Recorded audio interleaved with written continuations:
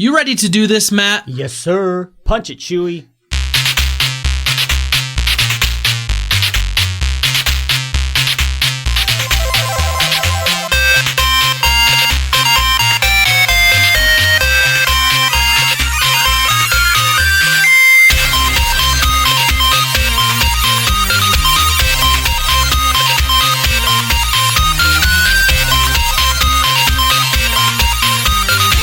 Welcome, super friends, to the Fortress of Nerditude podcast, a safe place to talk about all things in nerd and pop culture.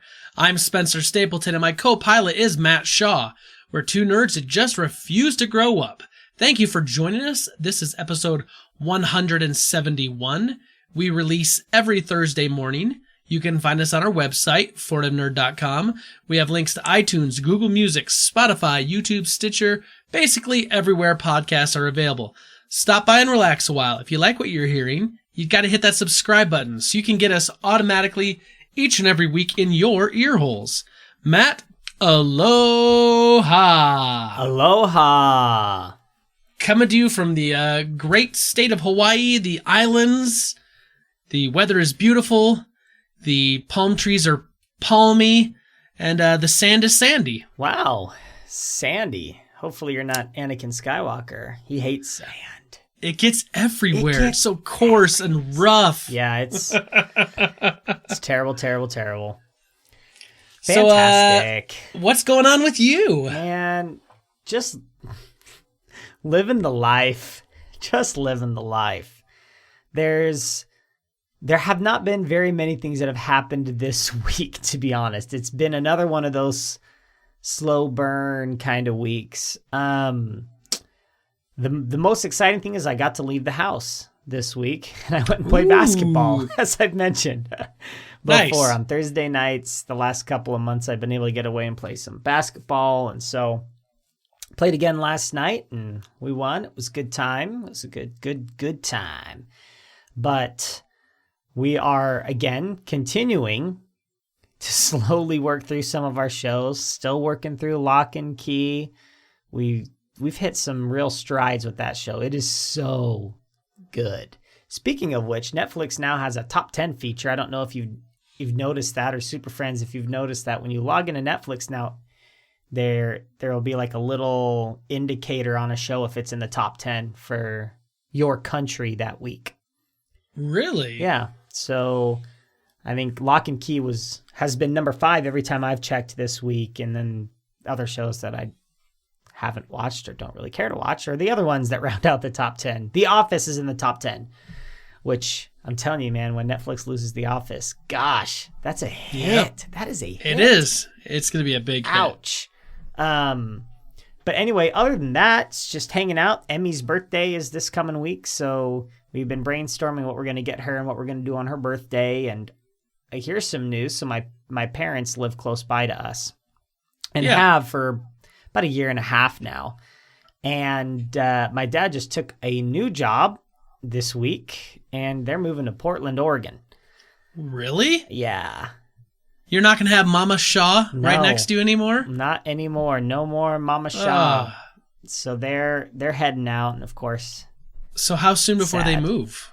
Like 2.5 weeks. Whoa. It was a really fast turnaround, less than a month from when he accepted the job. I know that. It's like mid-March, I think. So what kind of job is it? He's working back at Dell. So he worked for Dell for a long time up in Montana. And then they just wanted to get out of Montana, took a job here in San Antonio. He hates it. And so Dell wanted him back, and it worked out well. He's in a better position and making a little bit more money. So, but he's got to move to Portland. He's got to move to roundabout Portland. I think they're actually going to move to Washington, since Portland is right at the border there. They're going to move to Vancouver, Washington, I think. But it's all come so fast and so sudden. And so we're trying to wrap our minds around, selfishly, what that means for us. Right, because you guys moved to Texas to be close to family. Well, we didn't. Ish. Because nobody's here. We moved here and it was nobody. I thought the plan was like you guys were moving and then everyone followed you. Or Well, was going that's to follow always you. our plan, is for people to follow us, but it was never any type of sure bet. We just knew we didn't want to be where we were anymore, and so we moved to Texas, where I grew up. And A little birdie told me that if we were to move to Florida, you guys would follow us and move easy, to Florida. Fast. And, we've looked at it. We're like, okay, what's really keeping us in Texas other than the fact that we both really love it here? It's a great place to live. We love our house. And those are all good reasons. But Buc-ee's, I mean, come on. But we always dreamed of living close to Disney parks. And so it's always been attractive to move close to like somewhere in California, but that's tough. And so, I mean, Florida is on the table over the next few years. I think if the companies do decent, we can get ourselves over there. We may just not wait to live our Disney dreams, but just go. So Brita and I have talked about that before, right? Because she would love to live within driving distance of a Disney park and have an annual pass and all that. And of course, like, I love Southern California. I lived in Southern California for a few years, but it's really, really pricey. Crazy. Even if you're not like right down by the beach, it's still really pricey. And so like if you end up living like 2-3 hours away from the Disney parks, that's still a long day, right? Like totally. You're not going to drive 2 or 3 hours to go to the park all day to then drive back 2 or 3 hours. Like you'd want to be like an hour away maybe. Yeah, within an hour. That's our goal too. So then we started looking at like Florida, Central Florida, right?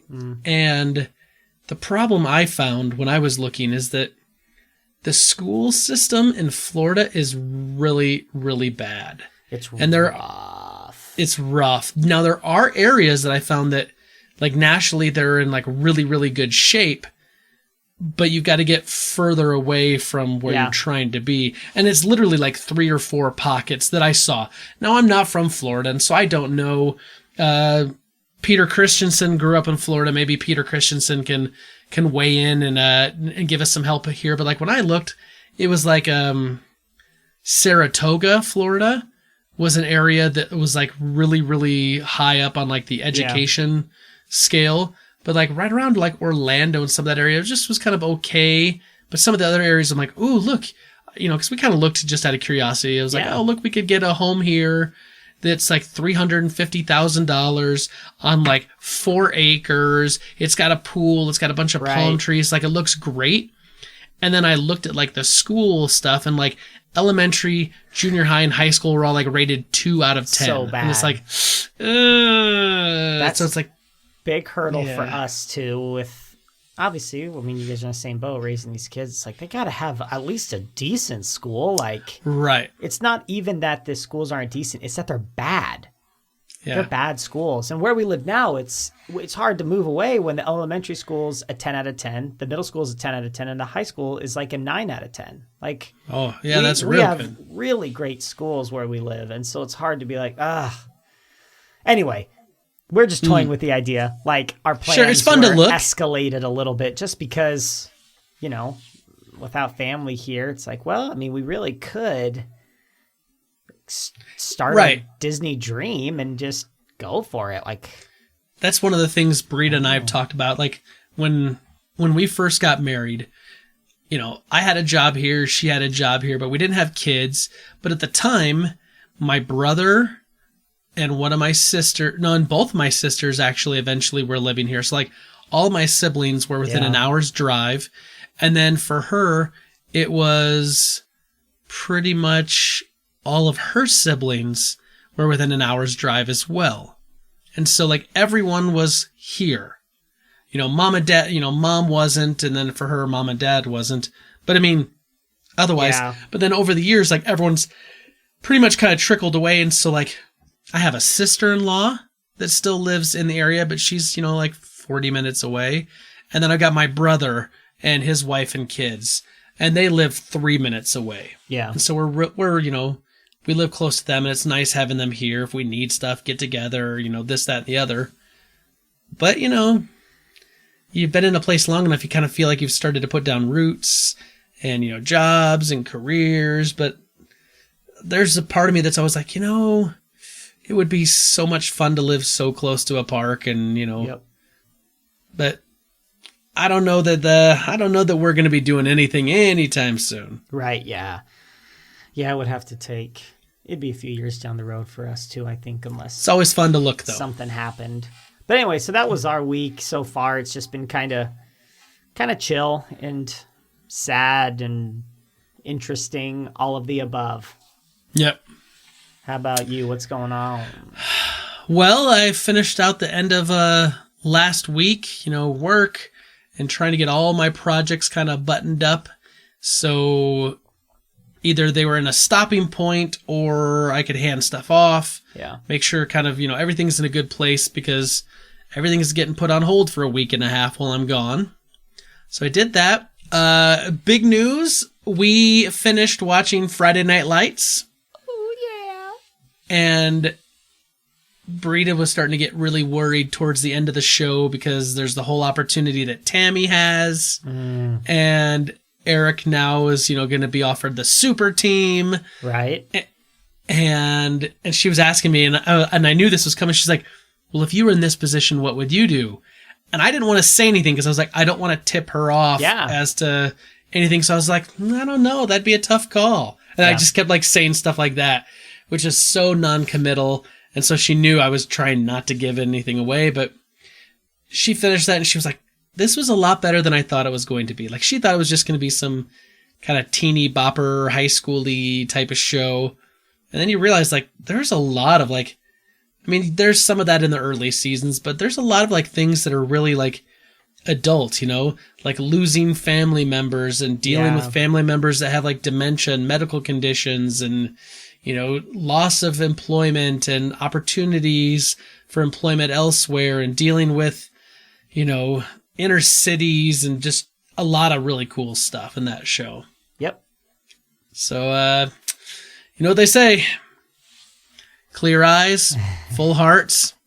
Can't lose. You got it, buddy. Can't lose, man. Yeah, so that was good. And then we haven't really started anything new yet. I didn't play really any video games at the end of last week just because I was just trying to get stuff together, just trying to get ready for this trip and do all that. And then, of course, the trip, the trip? the flights and, the arriving on the island and getting the rental car and trying to get to our place and kind of all that. I will give a more full accounting probably next week, just because then we would have been through the whole trip. And so I don't kind of want to break this up where I'm here's what I did for the first 3 days. And then here's what I did for the last 7 days. I'll just kind of recap it all at the end. And I promise I will try not to make it a travel log. It'll just be, here's a few highlights. Here's what we did, that sort of thing. Nice. So, so that's kind of been our week so far. It's weird being here without the kids. Totally. But, nice. It's the way we planned it. So, of course, yeah. I'm not really complaining yet. Yeah, Maybe by the end I'll feel a little more I want to see my kids. But right now, it's only been a couple days. I'm enjoying the time. Yes. Good. Sounds fun, man. Sounds fun. Yeah. So, Matt, you got any sweet Hawaiian rebel intelligence? I've got lots of things to talk about, but I think the way that our friends should be slaughtered this week is by, in honor of your Hawaiian vacation, is letting them roast a little too long in the sun, and they die from overexposure, UV ray poisoning. I don't know what it's called. I always have to let you know, many Bothans died to bring us this information. Rest in peace, you Bothans.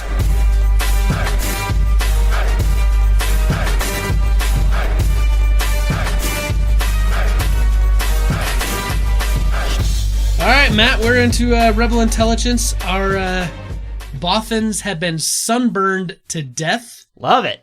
Which is actually pretty slow and pretty painful. That's what I wanted. But what do you got for me this week? Okay, so this week, first thing I'll start off with is our good friend, Carmen Carmen Sandiego.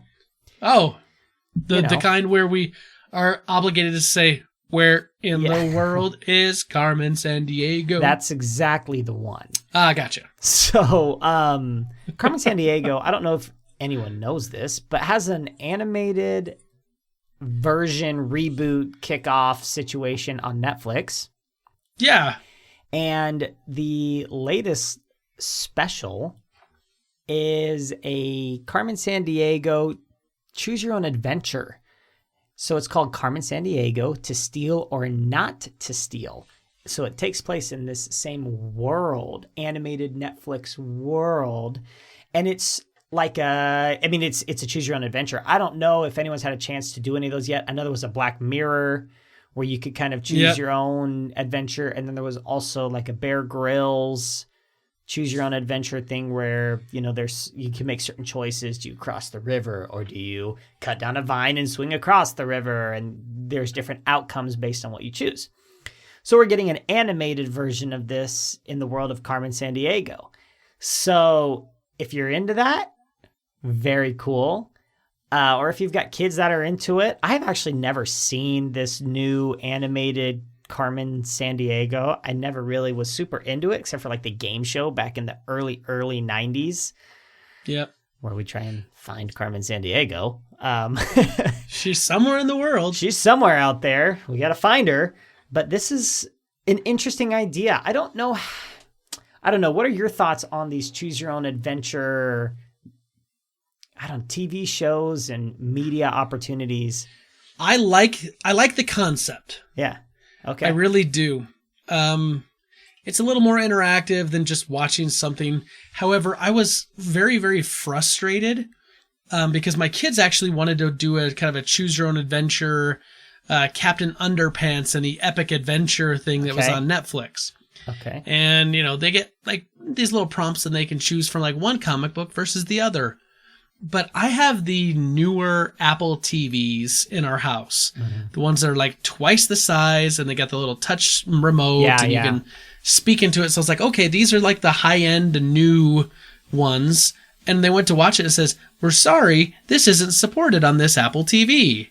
Oh, and bummer. so I had to turn on my PS4 and hand Charlie the controller and get it set up because the PS4 will allow you to choose one or another. Right. And so like it happened and we got it there, but I was like, come on, like this is functionality where it's just like you're hitting a button to the right or to the left. Like I use those same buttons to navigate to this. Why is this not a supported thing? So I like the idea of it. I don't like the fact that it's not universally supported on all the platforms.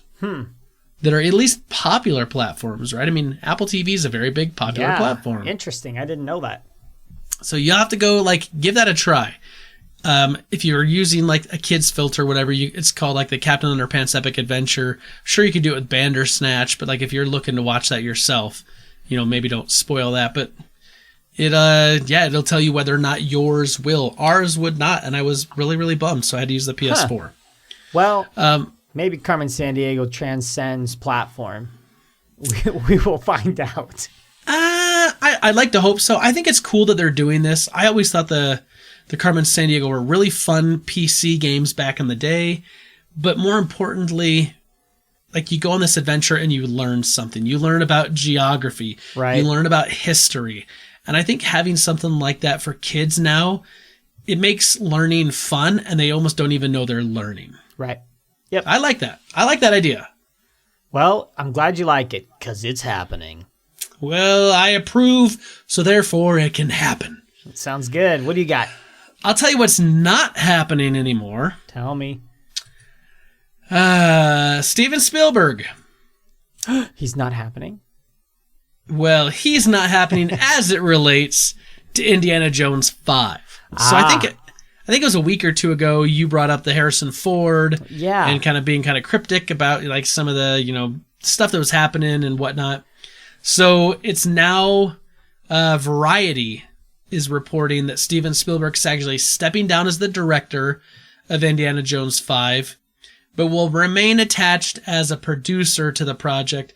Harrison Ford is still planning on returning and playing his role. What's interesting about the Indiana Jones franchise is that Steven Spielberg and George Lucas went in on it together, right? Right. They were big fans of like the 1940s kind of serial pulp action adventure stuff. And that's kind of where Indiana Jones came from. But George Lucas was more of a producer, and Steven Spielberg was the director on these projects. And I'm pretty sure Steven Spielberg's done all 4 of the indie movies, and now we're going to get one that has someone else. The rumor is it's James Mangold. James Mangold directed the movie Logan, which is kind of the old man Logan story of Wolverine. Yeah. And so that's kind of that's not official yet. Yeah. But that's the rumor. It's kind of swirling around. I don't know if they're going to be switching up script stuff. I don't know if they're going to, I don't know, do a bunch of stuff. But anyway, Steven Spielberg stepped down. The rumor is that he's really busy and got a lot of stuff going on. Okay. The cynic in me says that he realizes that this is going to be a bad thing and probably doesn't want it on his credit as directing it. Makes sense. Harrison Ford was so much older in Kingdom of the Crystal Skull. Yep. And that was not a good movie. And now we're going to get like Harrison Ford, who's, I don't know, 15 years older than that movie. 70s, 80s now.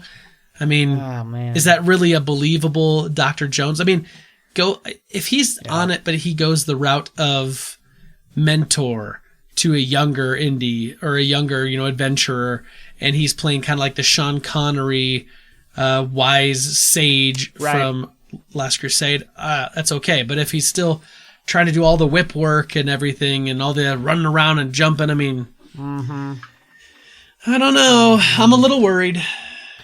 Yeah, I don't know. We'll see what they set this up as. I remember years ago that the rumor was Chris Pratt was going to fill in the role of Indiana that would Jones. be so good. And I was like, I wish that would have happened now. Reboot it. Harrison Ford's he's just too old. I don't understand what's going to happen with this movie, but whatever. Interesting. Speaking of things that are not happening, Bob Iger is not happening. Bob Iger's not happening? Oh, Bob man. Iger, good friend of the podcast. Yep, good friend. Bob Iger. He's been a loyal supporter. He listens every week. Yep. He, along with Peter Christensen, he's the other person that writes in every week. Yep. But just to mess with Bob, I don't ever read his emails, Super Friends. Here's a little inside baseball. I don't read his because he gets a kick out of the fact that he takes time out of his busy workday to write an email, and then I send him back a 2-word email that says thank you, and then we never read it. Classic. But he writes every week, Super Friends, I promise. Classic Bob. What a guy. Yeah, so we've known this for a long time because he's been writing us about this, but the new information to you is that Bob Iger has stepped down as CEO. Which, look, we've talked about on this podcast before. It's not a surprise that he was going to step down and retire. What is a surprise is that it's happening now. I think we all expected it to be the end of his contract or the end of kind of what he was shooting for and targeting what everybody thought was 2021, right? End of 2020 to 2021, we're going to see Bob Iger step down in a kind of a restructuring. Yeah. This came out of nowhere, it feels like. All of a sudden, Bob Iger steps down, and I don't know. It had to have been surprised because the stock went down. I agree that it seems like it comes out of nowhere. Yep. But I actually think this was a very calculated time for when he stepped down, and I'll tell you why. Because of the worldwide fear of the coronavirus, and because of that fear, markets were already tumbling. He called me and told me that he was probably going to time his stepping down since the market and Disney stock was already going to be dropping, that by him stepping down now, it actually is going to minimize that drop. There you go. Because other factors are going to be part of that. Yeah. And so it's going to have the least financial impact upon the company. That's what he told me when we were on the phone. Well, But- I'll tell you, it's played that way. I'm not going to lie. Absolutely. As a Disney stockholder, it was already tanking and continues to tank, and it has very little to do with Bob Iger right now. See, I am not a Disney stockholder. However, I'm watching it because I'm going to buy a share or two so Brita and I can be stockholders. Yeah. But I'm just watching it because it just keeps dropping and dropping. Yeah. So I'm going to try to buy it at the dip. I mean, I'm going to buy 2 shares, Super Friends. I'm not dropping in like 40 grand into this thing or something like Yeah. that. I'm going to buy 2 shares just so we can say we own some of Disney and we're stockholders. Wow, 2 whole shares. 2 whole shares. We've Man, got a I'm little not, bit more than 2. I'm not rolling like the Shaws up in San Antonio right Oh, now. yeah, man. Rolling in it. Love losing. I don't want to say how much we've lost, but it's been a lot this last week. It's been a lot. Yeah. Is a bad week for Disney. I mean, for all stockholders, it's been a bad week. I mean, the S&P's down, the Dow's down. I mean, it's historically bad, unfortunately. yeah, it's Thanks, coronavirus. it's let's be honest. All these things go in cycles. There's gonna be cycles to this, and you look at it and you're like, when you ride such an unprecedented wave of prosperity in the market for so long, eventually it's gonna correct. Yep. Eventually it's gonna take a dip, it's gonna drop, and then it's gonna go back up again. It'll come back. Just a matter of timing. And anyway, so Bob Iger gone, and Bob Chapek replaces him.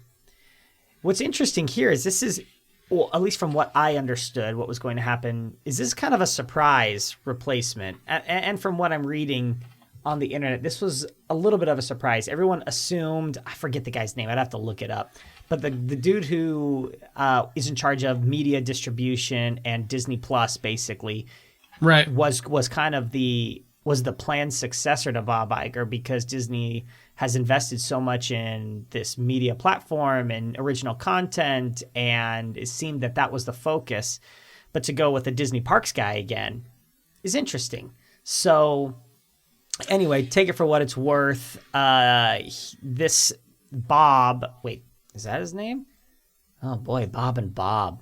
Goodness, how are we going to tell in the emails if it's Bob Iger or Bob Chapek? Chapek? I know, because it's just Bob at Disney when we get the email. It's tough.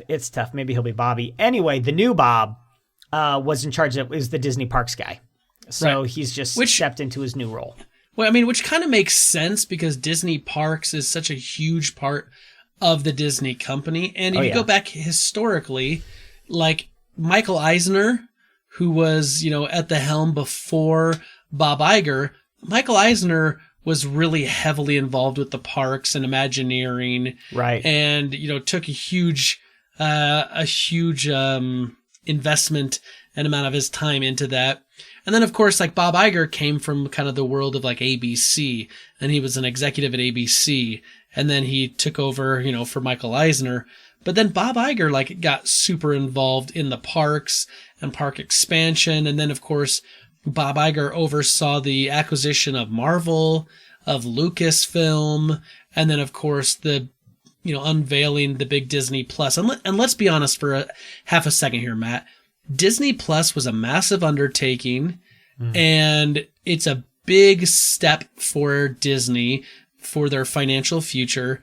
And Bob Iger got it up, he got it going, and smashed expectations. Yep. So for him to kind of like jump out now when the stock market's taking a big dip and there's an opportunity for him to jump out and not affect Disney stock too much, and he's going out pretty much at the top, I mean, it was a good call. Yep. It's a great call. It's a good call. For sure. Anyway. Now, I'll tell you what, though. Bob Chapek, he's got some problems on his hands already, though. Yeah, he does. I don't know if you heard, but unfortunately, this last week, tragedy struck Disney World. Oh, no. So we know that the tragedy can befall people wherever they may be. And we've seen recently people being stuck on cruise ships, problems out at sea. Oh, yeah. But unfortunately at Disney World, one of the Jungle Cruise boats sunk this week, full of park guests and tourists. Oh, no. And I'm going to be honest, Matt. I've looked at some of these pictures with guests clinging onto the side of the boat as it's going down. It's traumatic. It's tough to look at. I mean, I've never seen water up to someone's ankle look that bad before ever in my life. Yeah, I mean, wet socks at Disney World is dangerous. Like, you're gonna get blisters, man. Like, yeah, what a bummer. Everywhere you walk, you're gonna hear that sound. Nope. It's like going on Splash Mountain without going on it. You know, it's such a bummer. So what I find really kind of funny about this is, yes, a boat went down on the Jungle Cruise. Yes, there was about 3 inches of water in the boat. Yeah. Because you got to remember, like, it's not that these boats are like, down, in like there's like feet of water underneath of them. They're in very shallow water, so to speak. But they had to actually call the fire department out. So the Reedy Creek Fire Department had to be called out to help passengers get off the boat. The boat had to be towed away after, thankfully, everyone was safe. Everyone was evacuated. And it only took about 105 minutes before the ride to resume. So that's actually really impressive. Just about an hour. I mean, it was a massive tragedy. Like, let's not downplay this. No. A boat sank. Park guests were in trouble. And they were able to get everything back up and running in less than an hour and a half. And everyone was safe in the end. So, I mean, crazy tragedy. Thoughts and prayers are with, the survivors. Jeez. Wow. I mean, you're not wrong. Wow. Okay. So Bob Chapek, this is like day 2 on the job, but he's got problems. Yeah, good luck. Now, the funny thing is I saw a lot of people who got on social media and who basically said, like, man, if they're trying to do this to time it with the upcoming release in July of the Jungle Cruise movie, that is genius. And I was like, I don't know if that necessarily was a planned event, but the timing's pretty good. Who knows? Oh, that's great. Moving on to something not related to Disney whatsoever, or Jungle Cruises, or anything. Just an awkward segue into Knives Out. So, in a Vanity Fair interview where Rian Johnson, it's called like The Art of a Scene or something like that, and he's like got 20 minutes in a YouTube video where he breaks down scenes and how it was shot and why it was shot that way. I was watching it this week, and there was a point where you see Jamie Lee Curtis and she's holding an iPhone, and you can clearly see the time. There were a few things interesting here. One thing that's interesting is, and not all filmmakers do this, or not even the filmmaker's job, but not everybody pays close enough attention to this. But every time I see a phone screen, I look at the time because I want to know if they paid attention to see if the time makes sense for what's going on in the movie, or if the phone's on when they're on the phone, or if it's just on like a home screen. So anyway, I pay attention to that little stuff, and it looks like so did the team that did Knives Out. He mentioned how anytime the iPhone is shown, the timestamp has to make sense. Anyway, I just thought that was interesting, good bit of detail work. Yeah. But she's holding an iPhone. Rian Johnson revealed reluctantly, semi-reluctantly, he still revealed it, that Apple will allow you to use iPhones in their movies. However, a bad guy can never be shown using an iPhone. Uh-oh.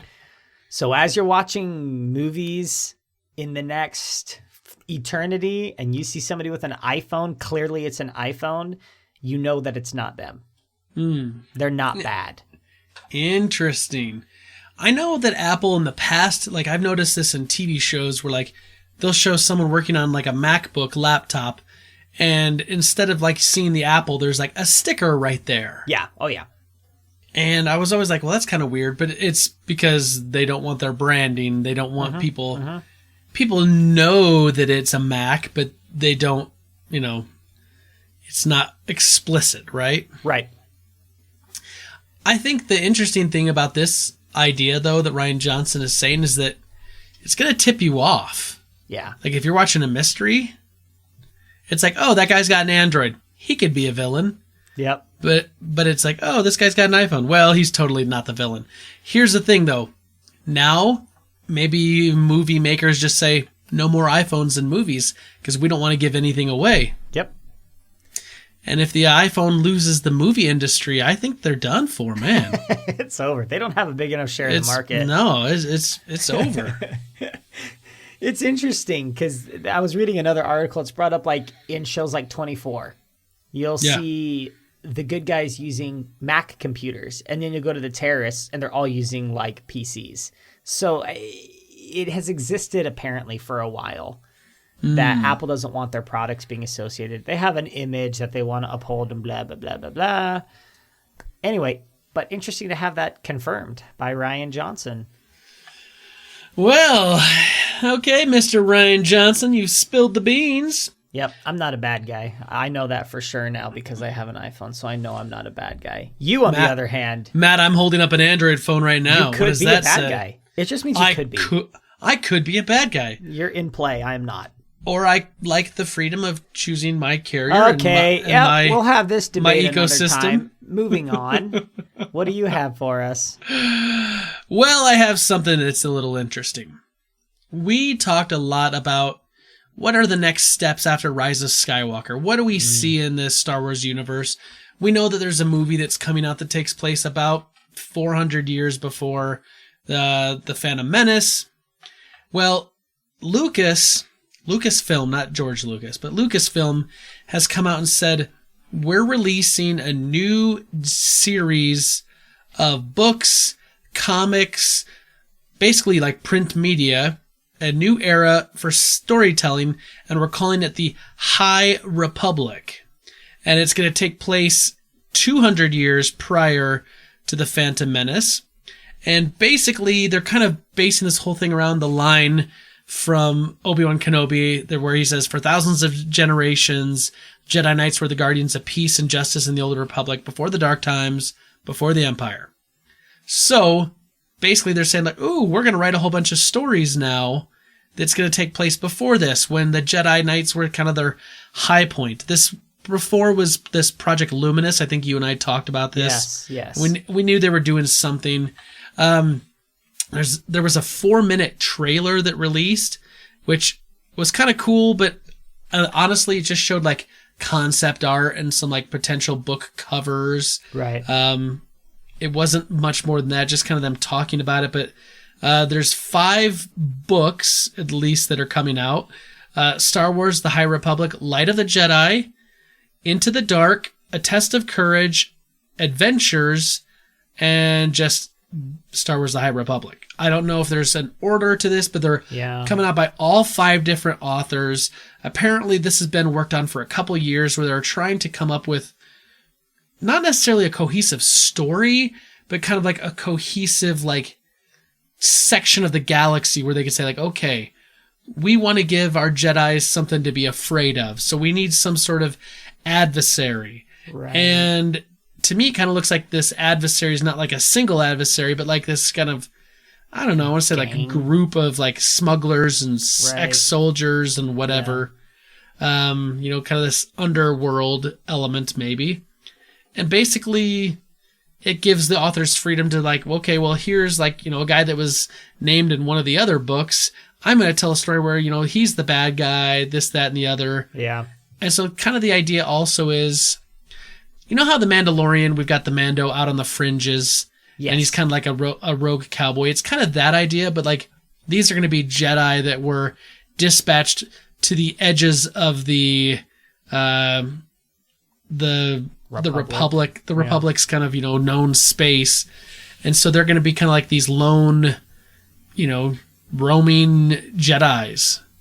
So someone said, like, think of them as like the Texas Rangers of, long ago, or a traveling, a traveling justice, who would roam from town to town and dispense wisdom and, vote on, whatever is being proposed law-wise or whatnot. So, interesting. We're getting more stuff. I kind of wish this was going back further in time. Yeah. Because if we're only like 200 years prior to that, that opens up the door that some characters that we've heard of or some characters that we know will still be alive. Yes. In watching this trailer, there were a few things I found interesting.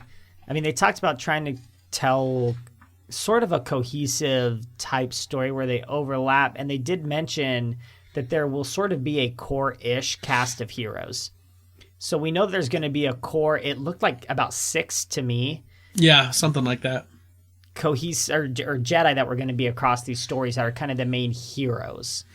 And then they also mentioned that this is going to be not just like regular novels. It was going to be like novels for adults, teens, and even kids.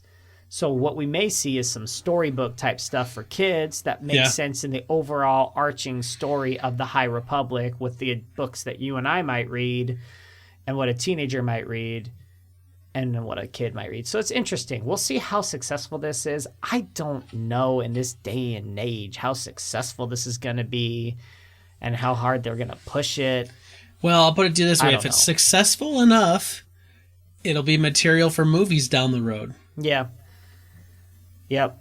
So the other thing to know is that these books will start being released in August of this year. I think the first one, Light of the Jedi, will be like the first kind of like intro book where like it'll tell its own story but kind of set up this kind of part of the universe. Yeah. And that's like August 25th, and then it's like September 8th there's a release, October 13th there's a release. Like, so it's going to be, they're going to be coming kind of in a wave. Interesting. Well, we shall see. I don't know if I'm going to read it, but I mean, maybe if I hear they're really good. I'll probably look into it. I'll have credits on Audible, I'm sure. Sounds good. So, yes, that's all I had, Matt. Did you have anything else? No, I'm out.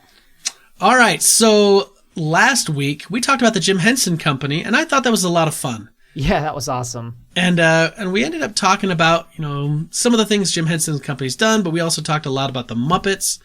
And we asked our super friends, what was your favorite Muppet or the Muppet you identify with and why? And we got some responses. So let's go to that. Let's start over on the email like we always do with Peter Christensen. He says, "Dear nerds, I never understood the phrase extra until Matt used it to describe Lucas's little sister from Stranger Things.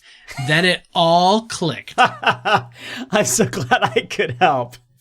He says, "I don't watch rated R movies, so I didn't see Terminator Dark Fate, but I did see the honest trailer for it. They said it's decent, especially compared to 3, Salvation, and Genesis, but just like the first 2, down to lines of dialogue, shots, and action sequences. Their review reminded me of how The Force Awakens was basically a big budget remake of A New Hope. Do either of you have thoughts on Dark Fate or the Terminator in general?" No, I'm going to tell you right now, I have no thoughts. I love the original Terminator. I love Terminator 2. Everything after that, I'm just kind of like, meh. I have not seen Dark Fate because of that reason. Okay, interesting.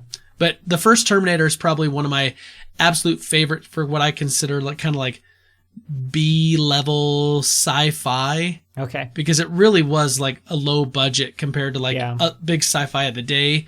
And then, of course, the second movie, that movie, T2, Judgment Day, that movie obviously had a big budget, and so it looks different. But for old school kind of sci-fi, man, you can't beat the Terminator. Nice. He says, "I watched Jojo Rabbit on the flight back from Hawaii, and boy howdy, is it a weird movie. I want to see it so bad. The acting is great from top to bottom, and it has many emotional scenes. I never thought I'd cry over shoes being tied. There is Tarantino F-word level usage of the name Hitler. It managed to make war look terrible. And the ending feels like they ran out of money. I laughed out loud and belly laughed. Remember, on an airplane, several times. Worth a watch, probably not a rewatch." Oh, okay. Says, "Follow up on console pricing. I'm not saying consoles and phones are comparable, just that flagship phones took a huge price jump over the last few years from $750 to $1,100. Also, consoles seem to be in a bad place where they don't sell enough for economies of scale to lower or contain prices. The huge sales of smartphones justifies billions of annual R&D on custom components rather than relying on shared off-the-shelf components. Says, I was never attached to the Muppets as a kid. I started loving them by watching the YouTube shorts, Bohemian Rhapsody, The Swedish Chef Popcorn Chicken, etc., with my kids. Much like Superman and Man of Steel, I love Muppets Most Wanted because I have no Muppet history for it to disappoint. My favorite Muppet is probably The Swedish Chef. I served my mission in Sweden, where they hate him. He doesn't actually speak Swedish. I love the scene where he played chess with death, acting out the famous scene from Swedish director Ingmar Bergman's Seventh Seal, also inspired Bill and Ted's Bogus Journey. This wacky wild man sat and gave a speech about the existential crisis of life in black and white in the middle of a musical number. That's worth honor and recognition. Praying for Spencer's gut, Peter Christensen. Nice. Well done, Peter. Well done. Yes. We have an email from Bob Iger, but we're not going to read it. So, Never. Well, are we sure it's Bob Iger this week? No, it's Bob Iger, but we're not going to read it. We're sticking true, Matt. We're sticking true. Okay. Let's go over to Facebook. We've got Tim Paulin, and Tim Paulin says there's only one choice, and he's got a gif of Waldorf and Stadler laughing while looking into a computer screen. Yes. Classic. Classic. We also have Jan Hill. She says, wow, that's tough. I'd have to say Ernie, followed by Fozzie. Okay. I like that. Let's go over to Twitter, at Fort of Nerd. We've got Bernabe, my back, butter teeth, at Dantes_Belmont. He says, I mean, who else? And he's got a gif of Fozzie saying waka waka waka and, doing a little dance. Sure. Okay. And I love that. Also on Twitter, we've got Rick Rage at Real Rick Rage, and it's just a gif of Animal beating on the drums in like a jungle setting.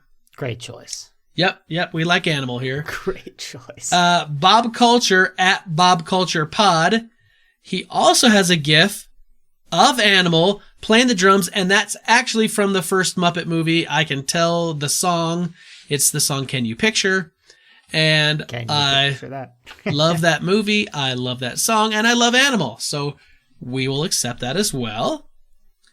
Going over to Instagram, we've got Pierce Nuts. He says, the Swedish Chef, hands down, bork, bork, bork. All right, and we also, Matt, have a voicemail from Paul Calico. Let's give that a listen. What's up, Spencer? What's up, Matt? Everybody chilling in the fort. Hope everybody's doing well this week.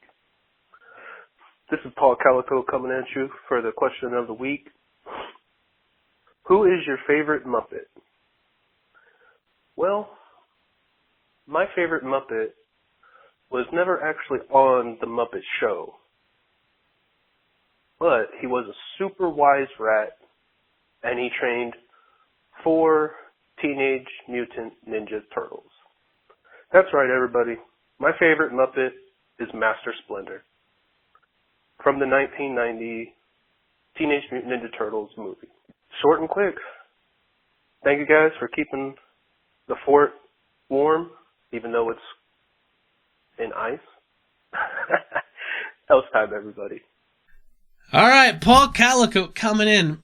Let me ask you a question, Matt. Was Master Splinter a creation of Jim Henson?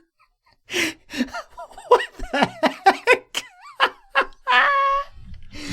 Look, I appreciate the loose interpretation of Muppet. I'm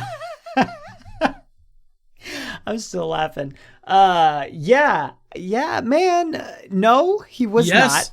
Nope. Jim Henson's Creature Shop supplied the 4 central characters as well as Splinter. Interesting.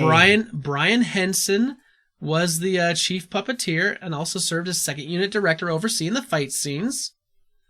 So very interesting. So Paul Calico, while I was also laughing at this going like, this is not a Jim Henson thing. That's not. Right.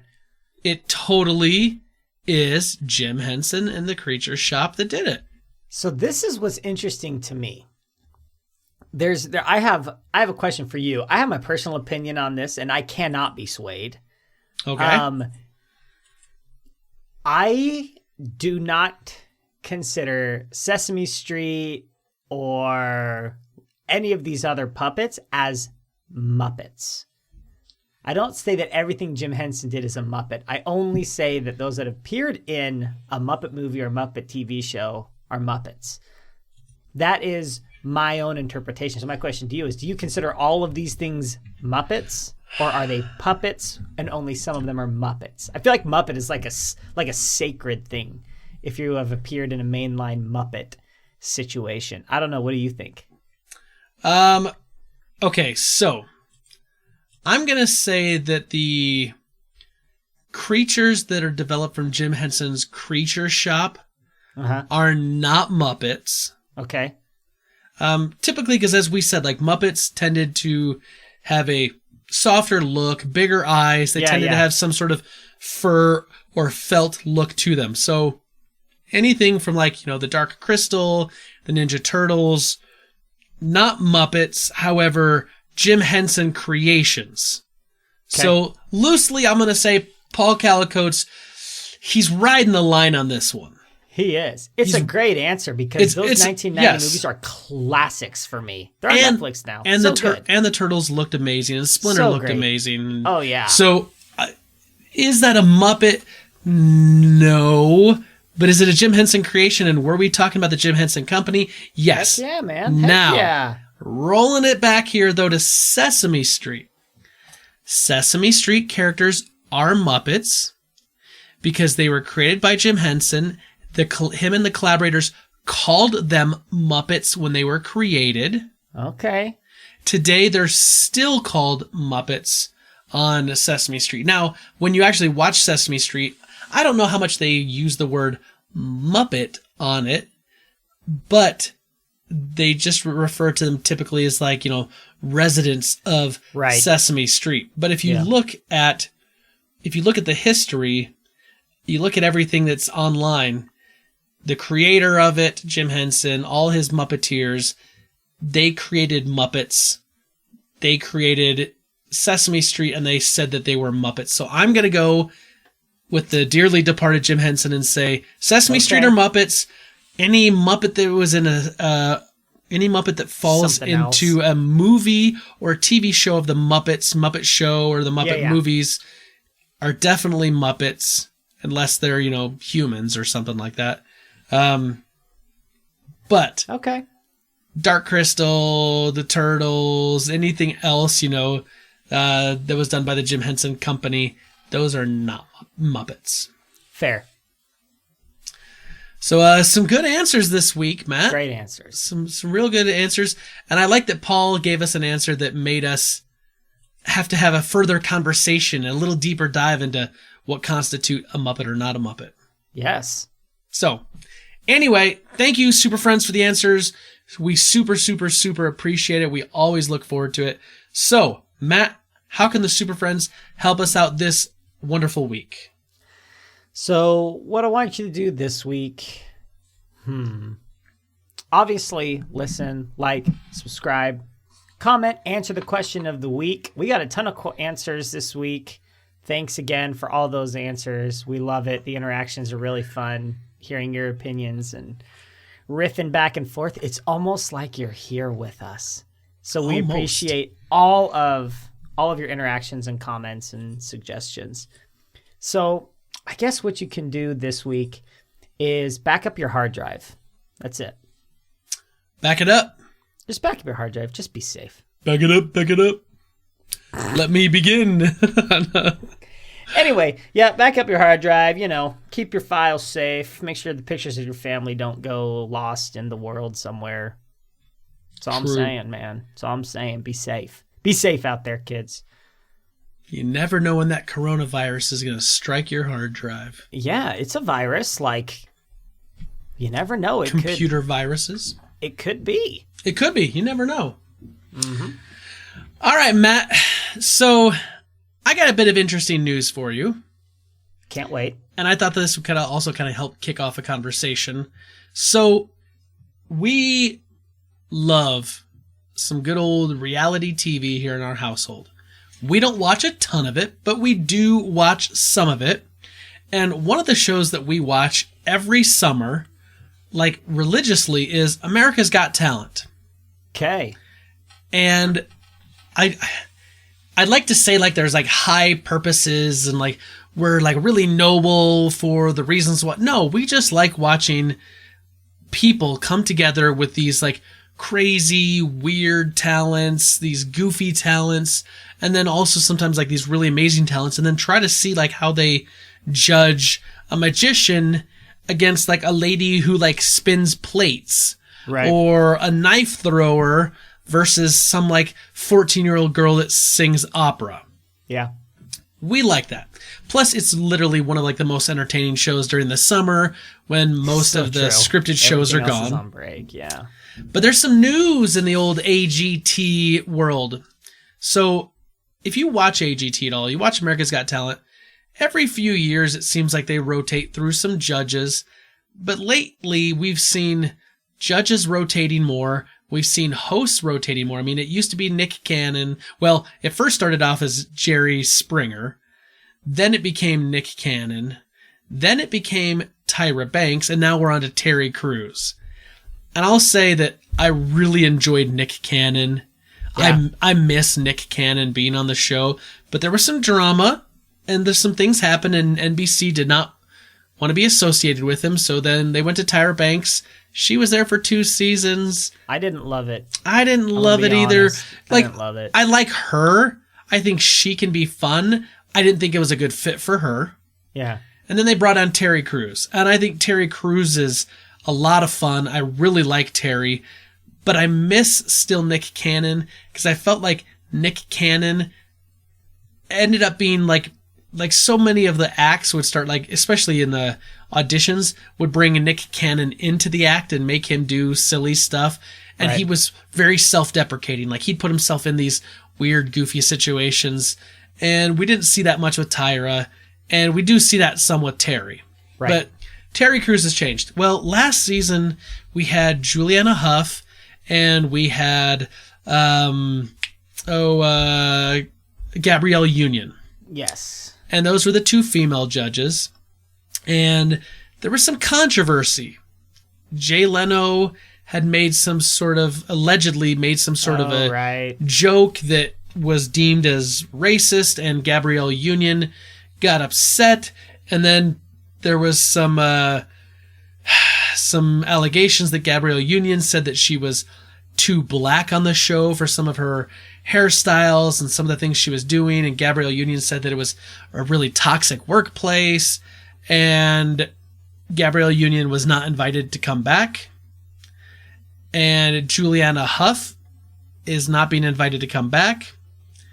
And so there's 2 openings. Now, what was interesting to me is, one, they reached back out to Heidi Klum and asked Heidi Klum to come back, and Heidi Klum is coming back. I always really enjoyed Heidi as one of the judges. I thought she was fun to watch. She would, was entertaining. She would get up on stage sometimes and, become a part of an act or something. But she was decent. Like I was always fine with her. But she got real busy. I think she did like another Project Runway or something, and she was I can't remember exactly what it was, but she didn't do the last, season or whatever. So she's coming back. So that's exciting news if you liked her when she was a judge for a number of seasons before. So there's one extra open spot. It's going to go to Sofia Vergara, who's just finishing up her Modern Family job that's going off the air. Right. And Sofia Vergara is going to come onto the show. I couldn't be happier.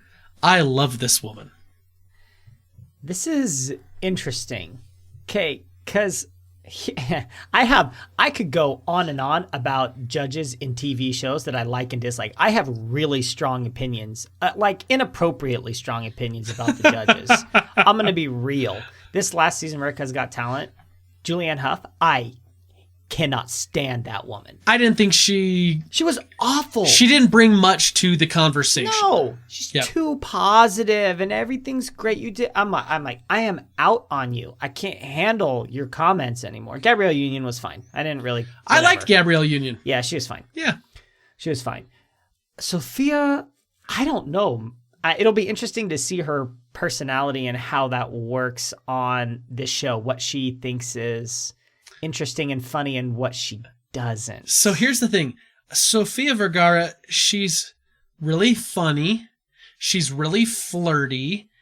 But she also does this thing where, and I've seen her do this where, and maybe it's an act, maybe it's part of the characters she's played, but she'll kind of do the like, I don't know what that means. I don't speak English very good. Right.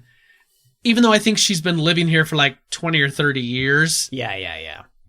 But I think that's really funny because we're going to potentially have some like comedians that could be on the show that could be making jokes or doing things. And she may like, I don't know, maybe there'll be a language issue. Maybe there won't. But like if she doesn't get it, I think you could easily see her play back to the like, I don't know. Sure. We don't do that. I don't know what that means. Like I could see that, which actually would be really kind of funny because then you're going to have to see like Simon, who's going to be sitting next to her, trying to like explain to her. And I always like it when Simon tries to like explain a joke or explain a funny setup to someone else because it's almost always comedy in and of itself. I agree with that. I think it's important to have, I don't know. I don't know. I'm fine with it. I'm glad that they're not coming back, to be honest. And maybe that's why NBC truly didn't invite them back is because they just didn't test well. Maybe. I mean, it could be. What I find interesting, what I do like, is we've got a panel of judges from the UK, Germany. Where's Sophia from? I think it's Colombia. Like, okay, Colombia, and then Howie from, I think he's American. Canada. No, he's Canadian. He's Canadian. So we have this representation. They're all Americans. They all are dual citizenship at the very least. Right.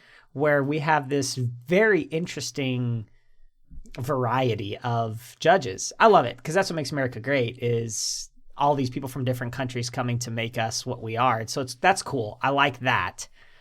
I don't know. It'll be interesting to see. I'm excited for it. We like America's Got Talent over here too. We watch it in the summer. We don't watch the Champions thing very much. Yeah, neither do we. Not really my thing. Love Terry Crews more than a man should love another. That's not true. You can love a man as much as you want. I got no problem with that. But I do love Terry Crews. I think he's awesome. I think he's a funny guy. And the other thing too is like you listen to some of his backstory and when he interviews he gives, he is such a down to earth human being as well. Yep. Like he's a guy like I would love just to hang out with him for like an afternoon and just like be around the guy and just like talk with him and just chill because I think he'd be just a great person to have a conversation with. So Bob Iger, I know you're listening. If you can put us in touch with Terry Crews so we can talk to him. I know you know some people and make that happen. Yes, please. Please. I promise if you do this, I'll consider reading one of your emails. Oh boy, consider. Interesting. Consider. And I will consider not poking holes in the Jungle Cruise again. I don't know I don't know what happened with the Jungle Cruise. So Matt, what are some of your other favorite like reality TV shows? Yes. So I've got a couple here. The first one, which if you listen to the podcast, you already know I watched this. And High School Musical, ashamed. the musical, the series, the musical. If that were to be a reality show, it would be numero uno, but it is a scripted series. Darn it. So it is The Bachelor / Bachelorette. I don't watch Bachelor in Paradise. I watch Bachelor, Bachelorette, the mainline shows. I love it. Some people say I watch it because my wife watches it. No. I watch it well before I met my wife. Wow. In college. So just because it's so entertaining. What about that show drew you in? Because initially, right, like something had to hook you Beautiful and pull women. you in. That's what it was. Just Beautiful in Women? college. Oh, yeah.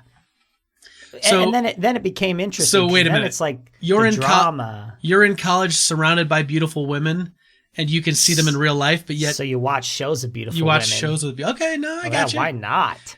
Be included in the conversations that those real life beautiful women are talking about The Bachelor, and I can have an opinion. Did you ever and a watch conversation. the reality show on CW called Beauty and the Geek? No, but it sounds truly awful. It was, but it was so much fun to watch. Nerdy little guys yeah, along with dating- like super like hot women and try to pair them up into like teams to make them compete against stuff and like Oh, okay. and like the nerdy guy would try to like help the, you know, the really pretty girl like become smarter, more intelligent, you know, teach Yeah. her stuff, while the attractive female would try to like help loosen up the nerdy guys and get them to be more comfortable with ladies and Right. social atmosphere. Anyway, just thinking of like, I remember watching something like that. We're watching a couple seasons of that maybe because I was like, ooh, hot ladies. Right. And then I was like, oh, but this is actually kind of a really ridiculous concept, but it's funny and it makes me laugh. And then I just kind of got hooked. Right. Right. The Bachelor is just dramatic and it's fun. It's very much, and the more I watch, the more I go, man, it's just so emotionally manipulative. Oh, The yeah. situations they're put in, the way the producers frame things, the editing. I know it's there to manipulate me and to manipulate the people on the show, and that's what makes it entertaining. They put these people in these dramatic situations, and you just go, wow, who is going to completely break down this episode and why? And it's over the most ridiculous things. It's so fun. It's so entertaining. And at the end, you really do hope that it works out, right? Most of the time. You're like, wow, I really hope you choose this boy or this girl because they would be great for you. They almost never choose the right one. It's so great. I love it. Do you like secretly start rooting for people and hoping Oh, hardcore. they get the rose and whatever? Of course. Okay. Oh, yeah. Oh, I mean, that's part of the show. We have, usually for our premieres, we have, printout of all of the girls or all of the guys. And then each week we're making predictions on who stays and who goes. And the winner of that week gets candy. And like the premiere will like turn the lights in the house red like roses. And we'll have, Wow. we make it fun. Okay. Get out the fancy little goblet drinks. It's a good time. So for me, my number one, Super Friends, if you've been listening to this, you probably should know the answer. It's Survivor. It's been on the air for 20 years now. It's like literally like the OG reality TV show. Yeah. What initially kind of drew me in was it was supposed to be this kind of competition where they were putting, at the time it was, I think, 16 castaways on this desert island. They were going to split them up into two tribes. And they had to like survive the elements and survive like living out there as well as surviving each other. And then they would throw in these competitions. And then once every 3 days, one team would lose and then they would have to go vote someone off. Yeah. And so it became this thing of like, there was a survival outdoorsman, kind of camping atmosphere, but also competitions. And I'm a sucker for getting caught up in a competition and getting competitive. Just ask my brother. I mean, I'm the most competitive. You ask him, and he'll say it's him, but no, he's not more competitive. I'm more competitive. Okay. But then there's also like this social aspect of, what do I have to do to like figure out how to keep myself here, how to make sure I don't get votes and get voted off. And then the winner gets $1 million. And then over time, the show's, it's adapted. There's less of the like surviving. Now, don't get me wrong. They're still out there. They're still in the harsh elements. But now when they start out, like, when they get to their island, they may have a machete and a pot and like a bag of rice. And that's all they give them. But at least they have that to start out with now. Yeah. Whereas, back in the old days, it was kind of like, well, we're leaving. Okay, so for instance, in the first season, these people don't have food. They're trying to figure out how to survive. And there's a whole bunch of rats running around on the island. And they start catching rats, killing them, and then cooking them over a fire. And they're eating rats in like the first season. No, that's what I'm talking about. It was like episode 2 or 3. And I was like, this show is nuts. Like, these people are trying to survive and they're being filmed and there's camera crews and these people are eating rats to live. It's great. And so, of course, like I got drawn in initially by like the whole idea of this competition and being stranded and having to survive. But what keeps me coming back year over year after year is it's this social game. It's how do you engineer an alliance and, get people to vote with you and to find out if you're going to be voted off and how you can put a little wedge issue and turn people against each other so that you end up becoming safe and someone else gets voted out. And then also navigating down to the end, because when you get to the end, all the people you've had a hand in voting off or getting rid of or outlasted, you then have to get them to vote for you to be the $1 million winner and sole survivor. And it's just this combination of physical and mental and social that just, I can't get enough of. I love it. I want to be on this show. I've wanted to be on this show forever, and I keep saying I'm going to submit an application. But I think I'm really going to do it. Just submit an application and see what happens, because my friends and family tell me that I would be perfect for this show because the way that I would try to manipulate and work with people and try to keep myself out of hot water, that I'm perfectly suited for this game. I would watch a season of Survivor if you were on it. Well, I appreciate that. I have not watched it since that naked guy in like season 2 or 3. That's season 1. Okay. Well, I haven't watched it since season 1. That was the winner. big Deal. Yep. Season 1 was a big deal. It was a great show. I'm sure it's still a great show. I just haven't watched it in 15 years. I did not know it was on until we started this podcast. This season, it's called Winners at War. They brought back all 20 people they brought back this season are all previous winners who have won the game. So wow. So it's kind of like it's the first time they've done this, but it's kind of cool because it's not like people who are trying to figure things out for the first time or who've only watched the show, but it's people who have won the show all competing with other winners. And so it's like, there's no real one person you go, that's the guy you got to be careful of. You got to be careful of everyone this time. Yeah. It's the Hunger Games, the quarter quell. That's exactly what it is. It's the quarter quell of Survivor.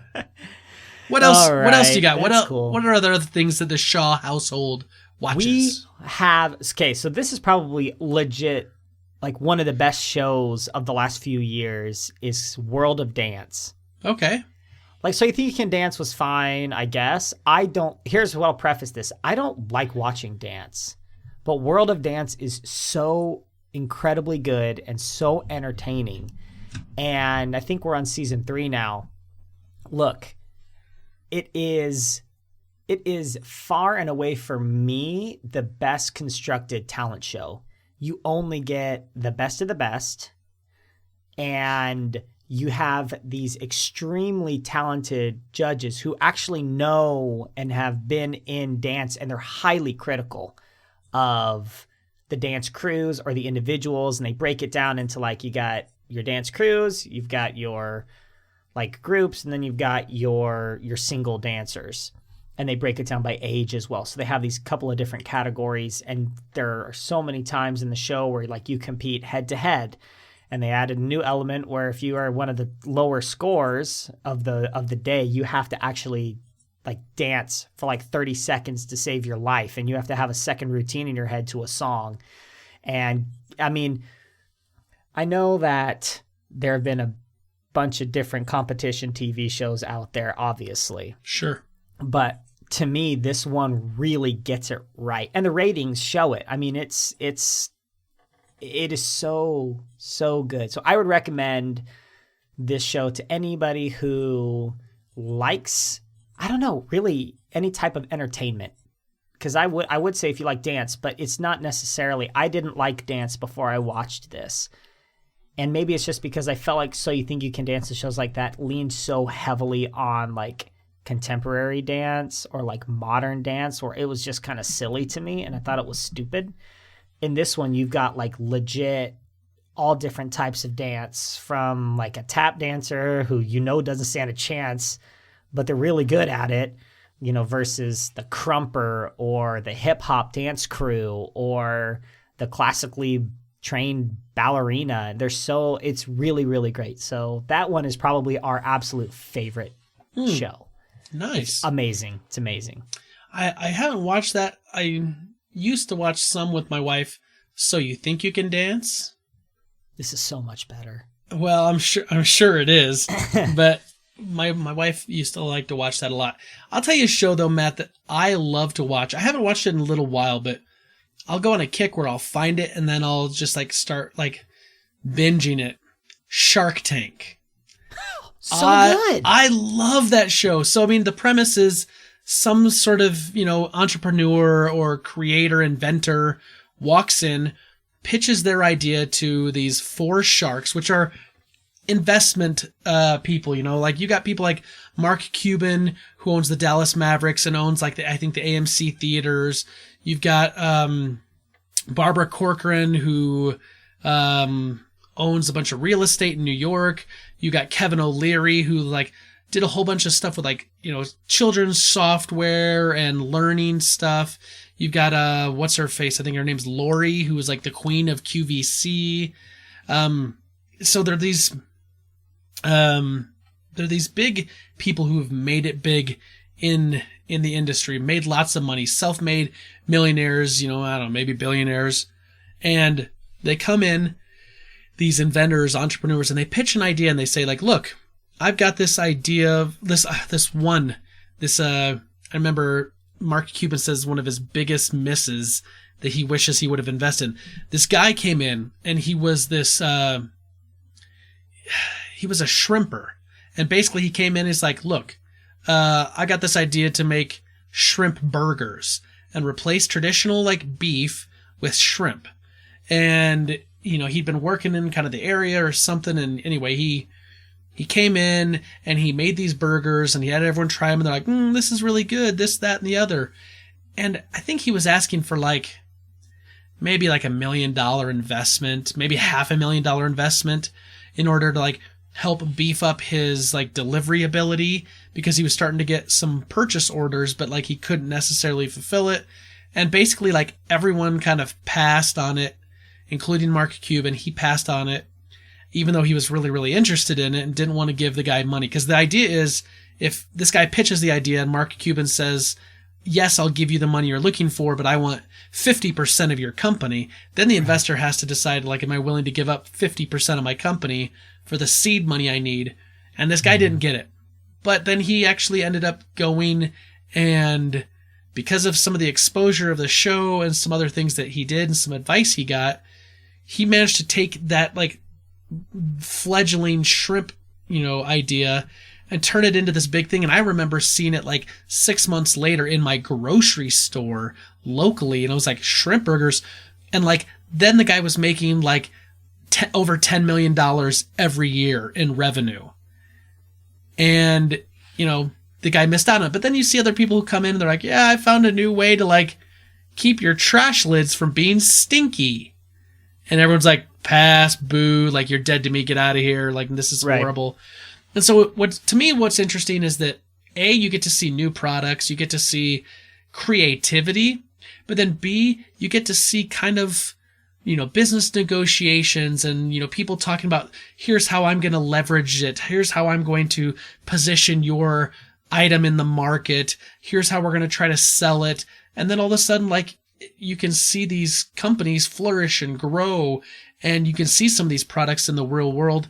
It's cool because you can learn stuff, but it's also exciting and entertaining, and it's easy to root for these inventors to get a deal so that they can get, mass production of their thing or get money to develop the research for it. I mean, it's really kind of a cool show. Yeah, that show's fantastic. I would be terrified to step into the Shark Tank, even if I was confident I had a good idea, because some of them are shockingly intimidating. Yes. But I love that show too. That is a great choice. I like you, don't watch it all that often. I'll see like things come up on YouTube though every once in a while that'll be recommended to me from Shark Tank, just like an idea that's really interesting and cool. And anyway, that's a good one. Yeah.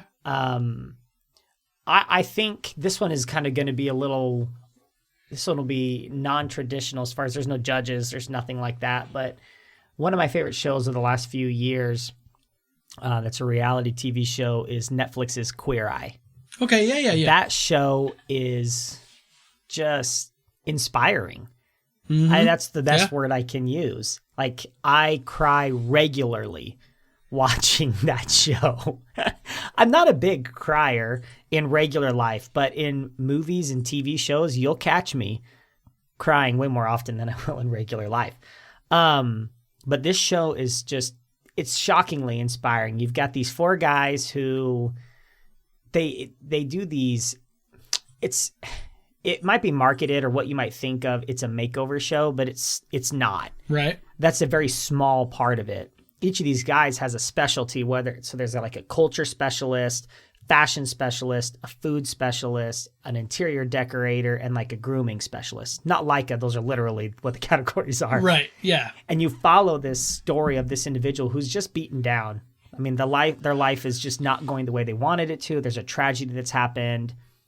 And they pick from all these people and they go in and they change their lives. I mean, it's so inspiring to watch somebody go from so broken to hopeful. And so for me, this show is not just about all the cool fashion tips I get from Tan France, which I do, and I love it, and I utilize those fashion tips that he'll give, or learn how to cook with Anthony. What you're saying is you like to do a French tuck. Oh, hey, there's nothing wrong with it. I'm not saying I do it every once in a while. I'm not gonna lie. I'm just saying every single time I watch that show, like the French tuck must be huge right now because he always recommends it. Yep, because it's flattering. That's anyway, true. Here I am talking about Stu, but there are so many cool things that you learn just on how to better yourself. But it's just inspiring watching these people change their lives and how loving these 5 dudes are, and it's fantastic. My sister, Tan France, the fashion guy, was at UVU, Utah Valley University, like 3 days ago. And my sister got tickets. She got to be in the front row and said it was just nice. Awesome.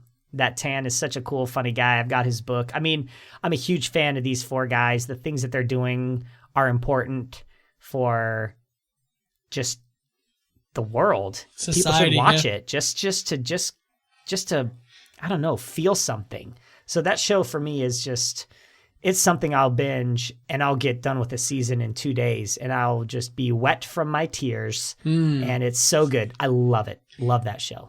So my last one I'll talk about, because there's over the years, so many more. Over the years I've watched so much reality TV. Totally. And of course, like we both love America's Got Talent, and so we kind of said, like, you know, we'll talk about that, but like we won't, you know, pick that as kind of our 3. Yeah. I'm going to pick a cooking show because I actually have watched quite a bit of cooking competition shows. Okay. Some of them are good, some of them are bad, some of them are awesome to watch because they're bad. But lately, the last couple years, I have been obsessed with the Great British Baking Show on Netflix. I'm so glad you said that. I'm so glad. Now, over in the UK, it's called the Great British Bake Off, but over here for us when it's on Netflix and in America, it's called the Great British Baking Show. And they basically take a whole group of people, I don't know, 12, 14 people, these bakers, they stick them in a tent over in England, somewhere in the UK, and they come in week after week and they have to like do a signature challenge where they create something. So like if they're doing like a bread week, they'll do some sort of a bread thing of their own design. That's a signature challenge. Then they have to do a challenge where it's the technical challenge. Yes, where basically they're given instructions without seeing the product, and a lot of times the instructions aren't complete. It'll be like, you know, here's your ingredients, and it'll say like make dough, prove dough, but it doesn't say how long for, doesn't say at what temperature, and then it'll say bake. And they're trying to make some sort of, you know, bread, and that'll be the technical challenge. And then they have the showstopper, and that's the big one at the end where they say like, you know, okay, you've got to make a basket, but this basket has to be made out of bread, and then it has to be able to hold a couple bread loaves. And so like they're making all this bread, but they have to make a basket and they have to cook it and, you know, put it together and assemble it. And they really try to do like outdo one another. And they get judged on all three, the signature, the technical, and the showstopper. And then at the end, someone's a star baker, so there's a reward. Someone, is recognized for, outstanding merit that week. And then someone is sent home. And they inevitably whittle it down to 3, and then they have their final challenge, and someone ends up winning literally a little crystal glass, cake, Right. Cake stand. And, it says Great British Bake Off on it, and they're recognized as the best that season for baking. It is entertaining. It's fun. The creativity that some of these people look at, I'm like, wow. Yeah. But I will say, like, watching some of this stuff, I've upped some of my baking skills, and then other shows, my cooking skills or barbecue skills in the last years, just picking up like the tips and like if you're cooking this, you should cook it until this temperature or until it looks Right. like this, or do this method of cooking something. And like, I never would have been like, oh, I'm going to do a water bath with these ramekins and figured, but like now I know when you would do something like that. Yeah. I know approximately what you want your custard to look like, stuff Yeah. like that. So it's also kind of educational. I've enjoyed immensely the Great British Baking Show. I think they do competition right. I mean, it's stiff competition and you want to win, but the competitors are nice to each other. Yes. They like help each other, which is so refreshing. It's nice to see. It's not like, oh, screw you, sorry you can't get your thing plated in time. Right. Like, oh my gosh, do you need help? Like, here, I'll pull this out and you prepare the rest of your dish. It's like, that's super refreshing to see. And then I like how the finale is 3 people and it's not just head-to-head, winner and a loser. Right. It feels so much more British, which I think is good in that there's just the winner. There's a star baker, and then it's like, oh, I'm sorry, you have to go home. And everyone's like really sad about it. Yeah. It's so different from what we're used to in America, where it's like Hell's Kitchen, and Right. you've got Gordon Ramsay down your throat. Right. This one is just so nice to watch. It's pleasing. The way they talk is so nice. The tent is beautiful. The grounds are so green and maintained. And It's you're like, always hoping someone's going to get a Hollywood handshake. yeah. Oh, man, if you get a handshake, you have done it. Except for that one season where he gave out like 80 handshakes. Yeah. Too many. But I agree with you. I think as far as competition, like cooking or baking shows, just the format, the way they do it, it's just good. It's better than anything we have over here. Yep. That's my opinion on the matter. It's just better. But I agree. That's a good one. Yeah, I love it. All right, Super Friends, we've given you some of our favorite reality TV shows. Now we want to hear from you. What is your favorite reality TV show? And if you just can't narrow it down to one, like you love The Masked Singer, but you also love The Voice, and you can't choose between the two, guess what? Tell us both. I don't care. You let us know what are your favorite reality TV shows, and we will read your answers and talk about them next week. Matt, I'm excited. So we've decided that it's time to go back and do a rewind movie club. And so next week we're going to talk about The Two Towers. Yeah, man. Can't wait. Working our way through the Lord of the Rings trilogy. Yes. Part 3 coming in A few May, months. Yeah, June. exactly. Who knows? Exactly. Sometime in the future. Anyway, well, from all of us here at the Fortress of Nerditude to all of you out there, wherever you may be, may the Force be with you. Always.